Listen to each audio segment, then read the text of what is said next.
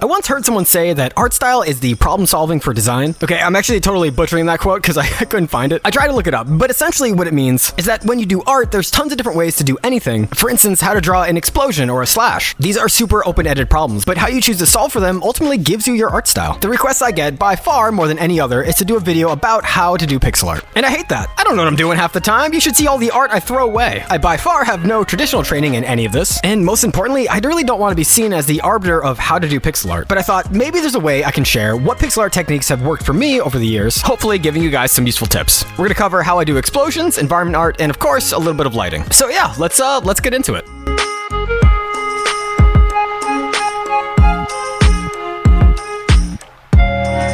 Making video games is way more than just art, and I know it can be really tough. Luckily, there's help out there, like the sponsor of today's video, Brilliant.org. Brilliant has thousands of courses ranging from science and math to programming and AI, the whole time keeping the process incredibly hands-on. I always say one of the hardest parts of me learning anything online is that I fall into the trap of just mindlessly watching videos. Unfortunately, sometimes without participating or taking the next step. But that's where Brilliant really shines. Their interactive method has been proven to be 6 times more effective than just watching lectures online. And as someone who has used it himself, I can definitely attest to that. A course that I was immediately drawn to was Thinking in Code. Partly because, yes, I do want to be better as a coder and overall game developer, but also because I noticed it was in Python and everyone has always told me that GDScript is very similar. It's really been a perfect fit to get me into more advanced computer programming, helping me understand better coding practices so I'm not always having a mental breakdown whenever I work on my game. But like I said, there's way more than just programming. If you want to try it yourself, there's a 30-day free trial, along with a 20% annual discount if you use my code brilliant.org/MZ. It's great for learning and it's a great way to help support the channel. I just want to thank Brilliant so much for sponsoring this video, and with that, let's get into it. Okay, I wanted to start off with something that I've never really seen someone else talk about. The most common question I always get asked is how I do lighting, but the problem is that it kind of manifests in 3 or 4 different ways. And one that I think always gets overlooked is this one that I'm going to refer to as edge shadows. Early on when I was getting into game dev and I was just doing art, I wanted to super cleanly tell the player where the wall is versus the floor. Back then, everything I did had this kind of grungy look because I thought grunge meant detail. And on a whim, I drew these dark little shaded areas. I put them together in a 64 by 64 grid so I could very easily use them as a tile map. And from there, I was honestly off to the races. I have overused this thing in so many games. Or if it's not this exact version, I'll mock up another one very quickly. I love that it did 3 distinct things. It gives some detail, it's really good at adding depth, and most importantly, it's giving the player information on the playable area. I think out of all the things I'm going to talk about today, this is the most distinctly me thing here. Sometimes I'll show my friends a game that I'm working on, and their first thing is they go, yeah, it looks like you. And a lot of the time, I think this is probably why. It's also important to note that this does kind of break the quote-unquote rules of pixel art, most notably this gradient effect. But typically in pixel art, you want to limit your colors and choose a palette and not have any fun. No, having a color palette is actually great advice, but sometimes it can be useful to break the rules that you set. This particular technique helps make the game look a little bit more modern, but there are places I would and would not use this. But it's fun to have as an option, and as a side note, I have used these in almost every game jam. So if you do subscribe to my Patreon, it's on there, or I mean, you could just make this thing. It's really not that hard. Save your $5. Go buy Cookin' Mama on the DS. Oh shit, it's like $18. All right, never mind. I guess save your money. All right, next up, and I'm trying to keep it pretty broad here, things you can use in multiple games. Let's talk about explosions. Oh, there's so many of them. They all look so good. How am I learning all this stuff? That's my impression of you guys, so I think I nailed it. There are lots of ways to do explosions, and I've been around the bend doing really complex ones and really simple ones. Although, to be fair, I don't think I've ever done one as cool as I've seen online, but you don't want to endlessly compare because you'll go crazy. And a lot of the really cool art you'll find online isn't made for a game. And sometimes the coolest, most impressive art doesn't even suit itself to game design. Where I ultimately land on this is that keeping explosions and special effects really simple, while it might not look like the best thing I can possibly do, the turnaround is so fast that it actually inspires me to get more done. So this has been the go-to I've had for almost a year now for explosions, particles, breathing. And mind you, I make all this art with a mouse, but it's incredibly simple. So I just put down a couple blobs, then I'll add a frame and copy the same image. Depending on what direction I want it to go, it'll move one up and one to the right. And then I just take the eraser and start carving out little sections of the explosion, making sure I don't delete too much at once, and near the end, barely deleting anything left. If it's like a dust effect, we can make the whole thing transparent. Or if it's an explosion, usually what I'll do is make the whole thing glow. Sometimes I'll do 2 different colors. It's totally up to you what you feel comfortable with and what's worth your time. But what I found is that having this versus having nothing is a night and day difference. Since we're on explosions, here's another random trick I picked up over the years. Not really sure where this came from, but I remember trying to figure out what I liked and didn't like, while keeping in mind I wanted something simple and repeatable. At one point, I drew these 2 ovals. Wow, what a tip, 2 ovals. Who could have thought of that one? This guy thought of it, okay? And now I'm giving it on to you. It doesn't get easier than this. It's 2 layers, 3 frames. You draw 2 of these circles, or whatever shape you want. Make them both transparent. I usually do like 20 or 15%. Then you don't have to draw any more at all. I mean, you can if you want to, but I just copy and paste these, use the transform tool to make it a little bit bigger, with each iteration decreasing the opacity, which sounds fancy. It's not. You just make it a little less visible. Is this gonna be your go-to explosion for every pixel art thing you do to make it look amazing? No, of course not. It's just like a little flourish, and you might like it. And if you do, you can use it. If not, I probably wouldn't use it if I were you.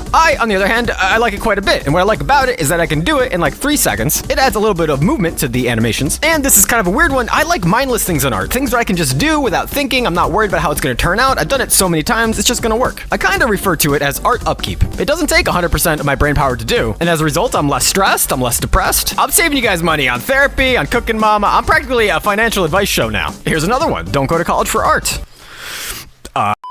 Next up is a small thing that I've been playing around with for a little while now. I don't really know what to call this, so I'm just gonna refer to it as subtle detail. I remember when I was first getting into pixel art, everything was very heavy-handed. Let's say I was doing texture for the ground, and this just happened to be floorboards. Well, in the past, I would draw out each individual floorboard and give it detail, but not realizing that the whole thing is gonna kind of look a little noisy. By no means wrong, but it isn't what I want all the time. Well, I would notice when I was stumbling through r/pixel art, I would find people that had these walls that were all just kind of one color, and then they'd come in and draw this little bit of detail that faded out into nothing. And over the course of like a year or so, it's really made me rethink how I'm doing environmental art. Like I said, there's no right or wrong way to do things, but I lean into this style more for a couple reasons. One, I do think it looks cleaner, and having a game look clean is really important. And second off, a lot of times it's just a lot easier. I end up saving a lot of time because when you do these detailed floorboards, you have to make sure it tiles in a way where it doesn't look very obvious. And a lot of times, the simpler the design, the easier it is to tile because we don't focus in on these weird little details. As for the pixel art itself, a little trick here that I find myself using a lot with this design approach is that I have the baseline color, then let's say the detail is going to be a darker shade. So I'll pick something a little darker and a little more saturated, and I make whatever that detail is supposed to be, like a crack in the floor. Instead of having these two shades just meet each other, I find a color that's in between these two values, then use that as the ability to taper it off and go into nothingness. Like I said, it's very simple, but it does a great job of having things pop out. Also, I'm sharing this because I think it's applicable to many different things. Instead of saying this is how you should draw X, Y, or Z, it's more of a different option you can use in many different ways. I personally just think it's working pretty well with environment art. I think that'll kind of wrap it up for today. Everything I've shown here, it is on the Patreon if you want direct examples. Fair warning though, everything is done in Photoshop, although I do save it out to PNGs. Also, nothing's really that complicated, so if you want to throw me $5, that's cool, and if not, you got this. The most important part about any of these hobbies, especially art-related ones, is not to get discouraged and not to quit. If you ever feel really bad about your stuff, just know I've been there too, and I'll probably be there again very soon. If you guys want me to do this again and touch on anything in specific, let me know. Quick shout out to my Patreon subs, you guys are literally the best. And with that, I'll see you guys next time.